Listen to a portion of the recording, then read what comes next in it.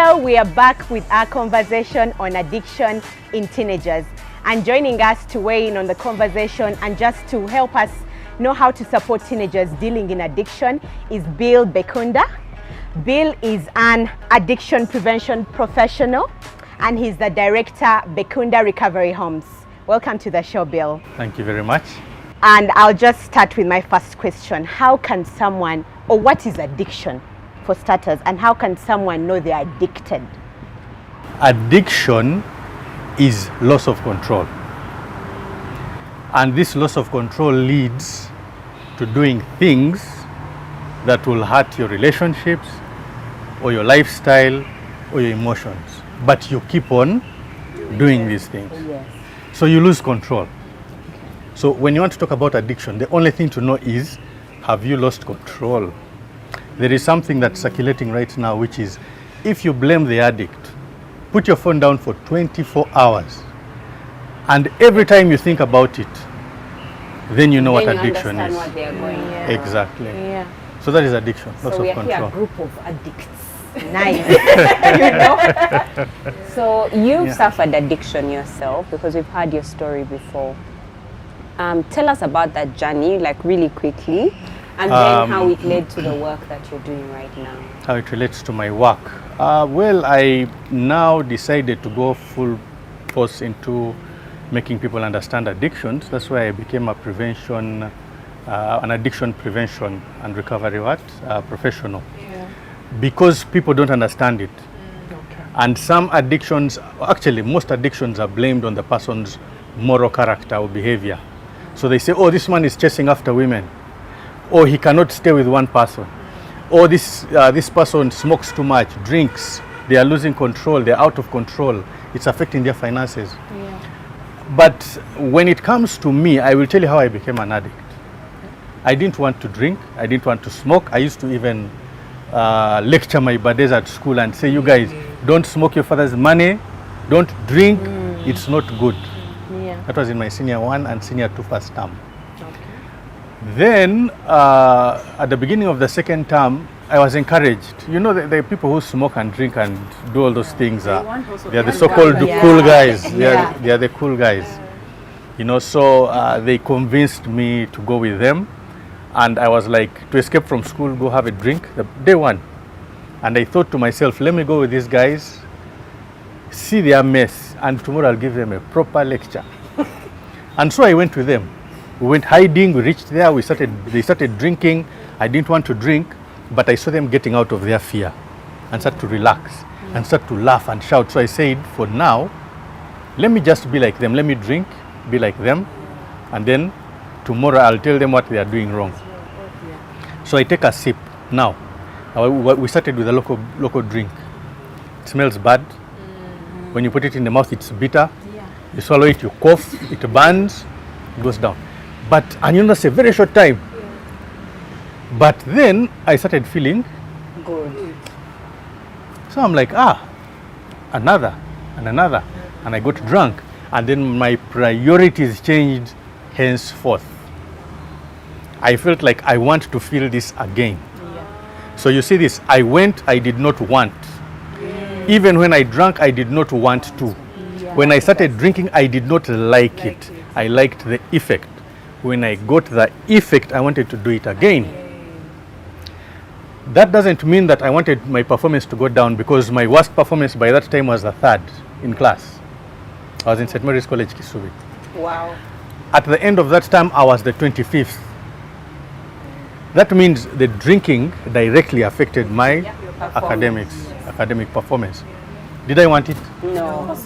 Did it happen? Yes. I got a suspension in senior 4. On that day, I went to drink.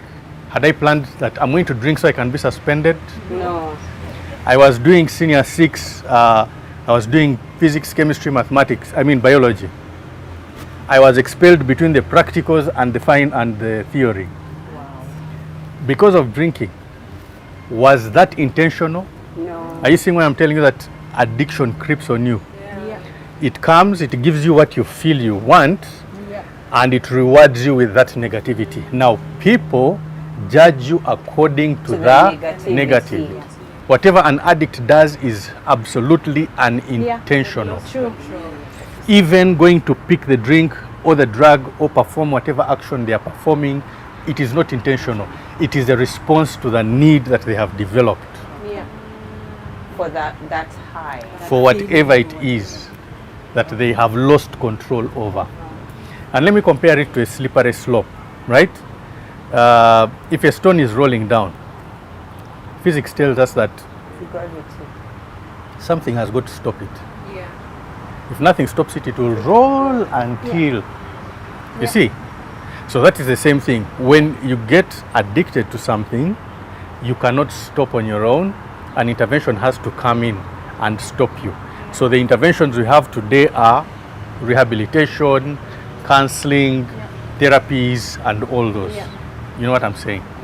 Are you absolutely saying that if you're in a good place and you're in a steady state of equilibrium in your life or your emotions, then you have nothing to feel, chances are higher that you will not get addicted. You will not, that need will not. Yes, So there is you're saying nothing that to usually fulfill. there is a hole. Or at least you know how to cope. Oh, yeah, Because I feel that's like balance. we can't That's the be- balance I mean. That's the Mm. balance. Everybody goes through problems, but how we deal is that's the balance. But so are you saying there are people who have a hole and they're looking for something to fill that hole? Everybody has a hole.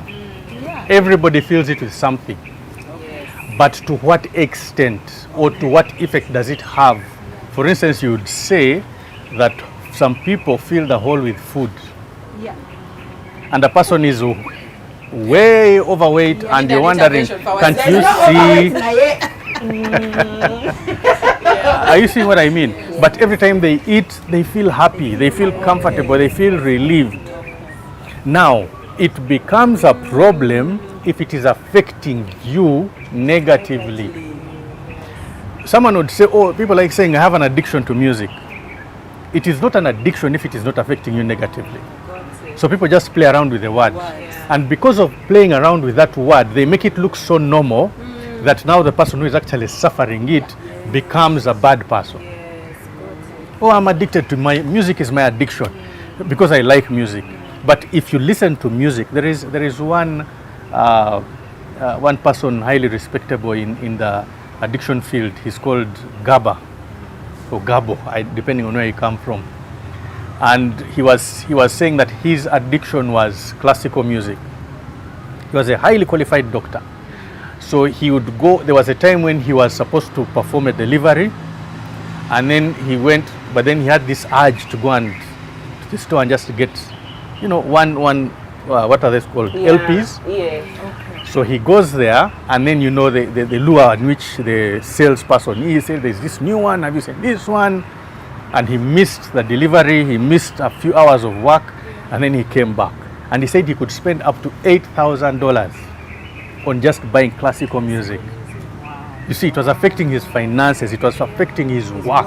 It was a problem. But someone would be like, this guy just loves music. Now, that is an addiction. And he had to overcome it, going through certain steps to be able to stop and pull back.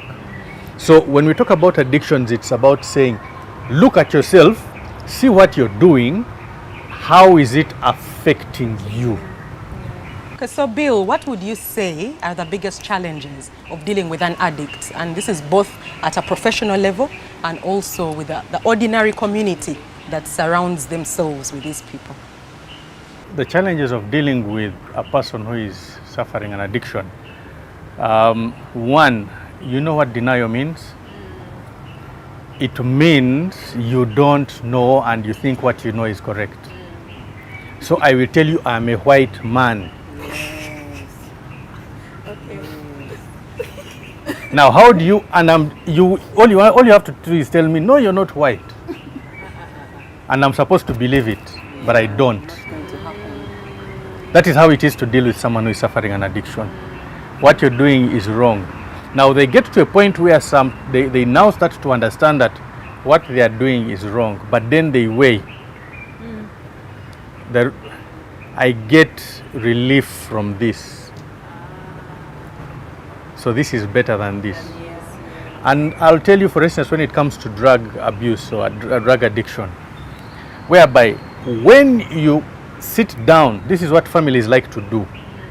They sit down with a person who is suffering an addiction, he drinks or uses drugs, and they ask him, can you see how this is destroying your life? To the person who is using, is it destroying their life or it's making their life better? So you're telling him a lie.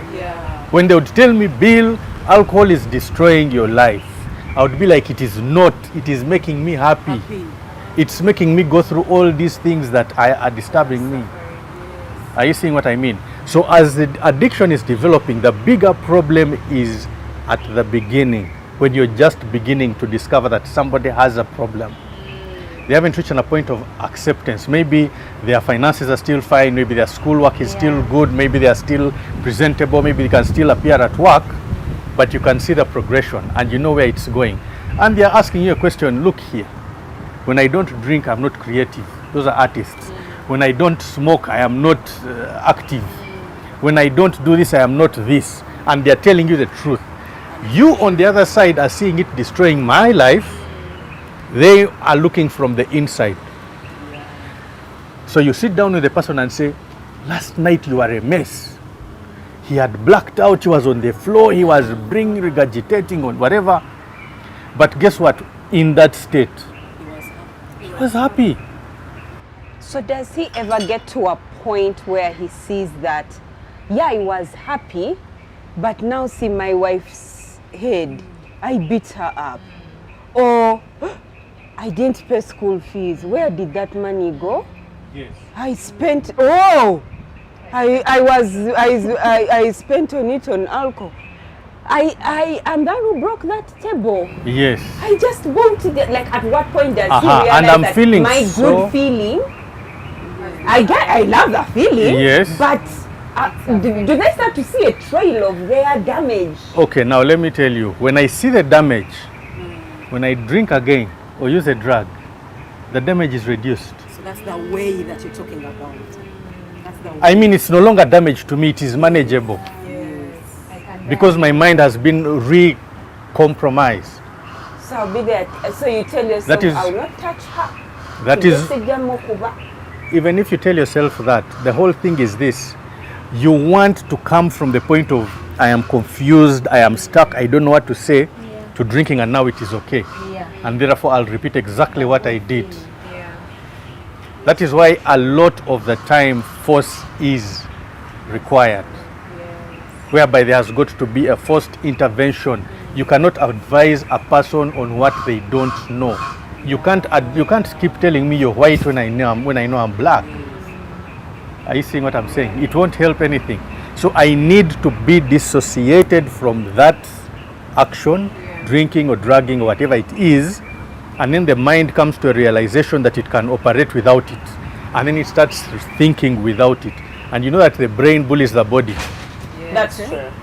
When the brain wants something, now it has been subjected to enjoying this feeling over and over. Now you are you are preventing it from getting it. So it will stop. I mean, when you're thirsty, your brain is dehydrated, we say, right? It will stop the salivary glands from releasing saliva. Your mouth is dry. What will you do? You need it. So the brain will make the body of the person very uncomfortable. So it manifests from the mental to the physical.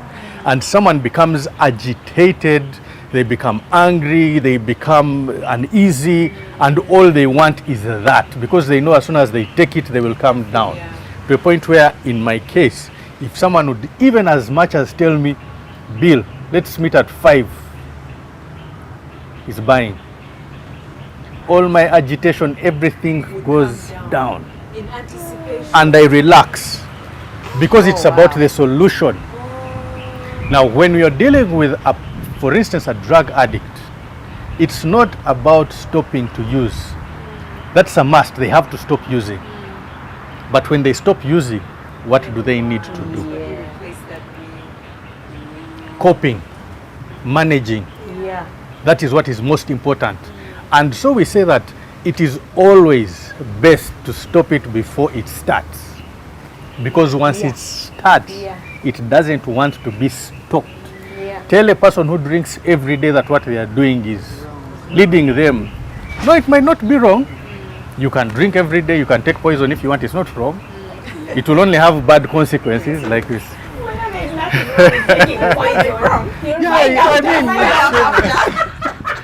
The thing is that when it starts, stopping it becomes the bigger problem. So dealing with a person once the problem has begun, making them get that realization is difficult, because I was told over and over, Bill, you have a problem.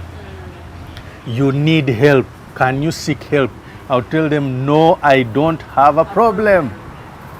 And I knew I had a problem, but I knew I didn't have a problem because I knew the problem is I take a little bit too much. Yeah.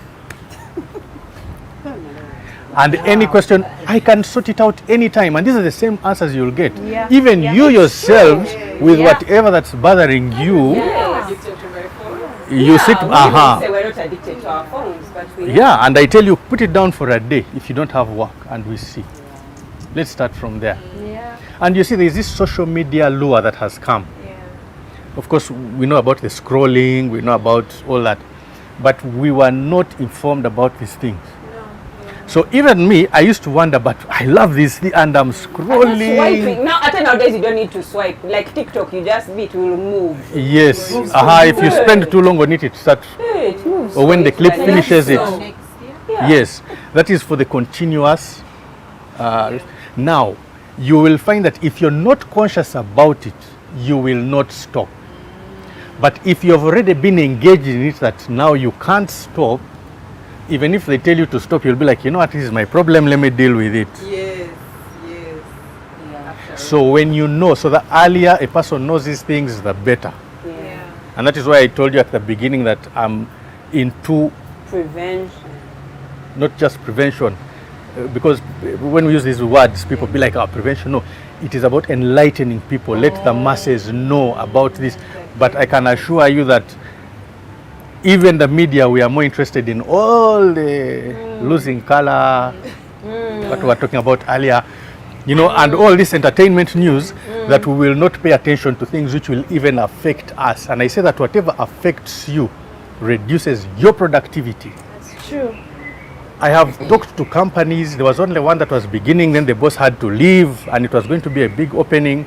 And I tell them that, look here, if you don't deal with the mental health of your workers, your productivity is not going to go up. At the end of every season or end of year, you call motivational speakers to talk to depressed people. Yes. What are you changing? This is how finances, this is how you motivate them. And then he goes back to his wife who is causing him problems. He doesn't know what to do. Or his son is drinking or using drugs, etc., etc. So we are saying that if you had once in a year whereby you'd make you assemble your people and give them tools that would help them manage themselves, manage their homes, they would have better homes. Because if your husband slaps the door in your face, you'll go to work and you won't slap it in someone else's face. The ripple effect. You know what I mean? So the productivity as well goes down. So there is a lot that is managed by this mind of ours, and it is driven by the addictions that we experience. Yeah, Bill, we talk to parents here, and I'm sure you already know that. I think as a mom watching you speak, like my antennas are already up. Like, what triggers do I need to look out for, and also what is the approach? Because you talked about telling you that you have a problem, and you not seeing it, and judging them based on, you know, the morals or the consequences of their actions. How do I, as a parent, approach this monster? Okay. To start with the triggers and then the approach in Okay. terms of helping our children. I will start with you, the parent. That if you hear something from 3 different people that you don't like, think twice about it. Don't let it be like, these guys are on my case, what's wrong with them? Find out what's wrong. That's number 1. But the number 1 way in which you can start identifying that something is wrong is when, for instance, when you have a child and you see a change in their behavior. It's not just, we like saying they're teenagers or they'll pass through it, or even us who went through it. Are you happy about what you went through and how you went through it? No, if you are not, you are not happy. So when you see a change, this young boy or girl was very active, noisy, playful. All of a sudden and it's not for 1 day or 2 days, because that is normal. 2 weeks, 3 weeks, there is that change. The person is withdrawing. They want their space. Yeah. In my house, you want to lock your door. Try locking. You know, not that Muchiga. But you see what I'm saying? You see those changes. There are other changes when it comes to drugs. Like, for instance, I tell parents, very important, when you're talking to your child, don't do what Bill did. Daddy says, Bill, come, we talk. Bill, come here. I go and sit where the cameraman is. Because I am smelling things which I don't want him to smell. Get your son or daughter, make them sit here. Or if for dads, for us, we can put the chair face you. Where have you been? How was your day? Did you have fun? If he's not uncomfortable, nothing is wrong. If he's getting, because you do it to a child, they will not be bothered. They'll be like, it's okay. But when they start doing something that is, because even children have this feeling that when you look into their eyes, you can read what they've been. You know, you've just done that, and when you said men, and I remember a time when my brother, he was maybe 16, and he came back early in the morning, early meaning like 6 a.m. And I remember my dad took him, and they sat down in the compound. Yes. He put a chair here, and he put my brother there. But so that may be what they were doing. And Number one, it is a position of authority. Yes. Let's talk like men now. Yeah. I'm close enough to but okay, let me. The way we teach it, or we tell people to do it, is there are 3 things that a parent needs to do to secure their child's shape up their child's behaviors as they grow up. 1, there is monitoring. Then there is 2, boundaries, and then there is boundaries and okay, let me start with monitoring and bonding. Monitoring, boundaries and bonding. Now, in my era when I was growing up, there was one thing that parents didn't do. There was no bonding. Yeah. It was monitoring and boundaries. Yeah. You don't go here in my house, we don't do this, finished. Monitoring, you go here, the neighbor has seen you, your son is here, Chiboko, I don't know, I think. And then we come to today's parents, they ask. We are like, we want to give our children. It's not about things. Things don't spoil children. And I tell people, give them. They don't spoil them. It is how you deal with them. So the parents of today want to bond. Oh, my child is my friend. We have KB. She tells me everything. And science is going to show you where that is all wrong. Even you know as a child that when you are with your friends, you pleased your friends. And when you are with your parents, you pleased your parents. You think you are the one who is not being done to. I know, right? And they are like, daddy, when mommy is happy, I'm happy. You see, why do they do that? It is not intentional because they are badly behaved or anything. It is science. The part of the brain that deals with reasoning and judgment and all that difficult thinking starts growth at the age of 13 and is fully mature at the age of 25. That is the prefrontal cortex. Before that, they're using the mid or back part of the brain, which is the amygdala. That one deals with instant gratification. What is happening now? So when I weigh, what will I benefit from this situation? If my family has laid down the rules and I know there are consequences for it, I will know that there is a bigger pain when I get back home that with my friends I'll say, you know what, guys, and I saw it amongst my friends.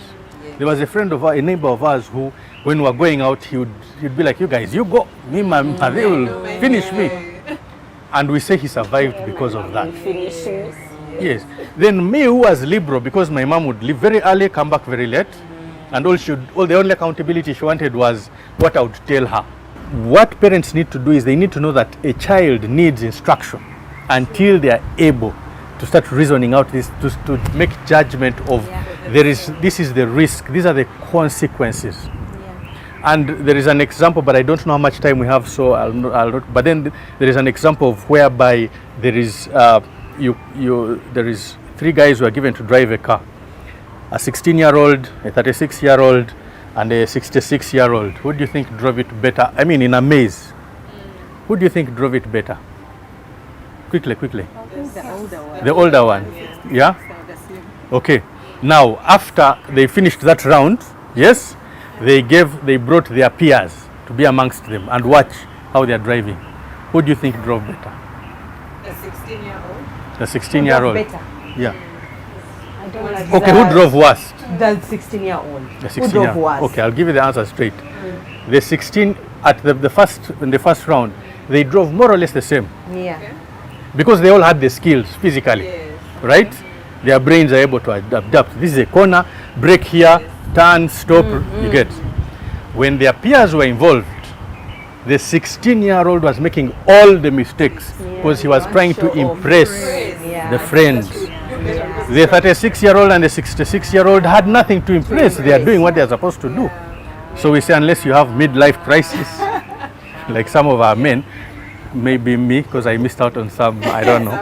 But you see, at a certain, that's the thing. It's the brain. It's the brain. It's the brain. So you can, when you see a child of 16 years old, the way they talk, the way they respond, everything to you matches maturity. But they don't have the judgment yet.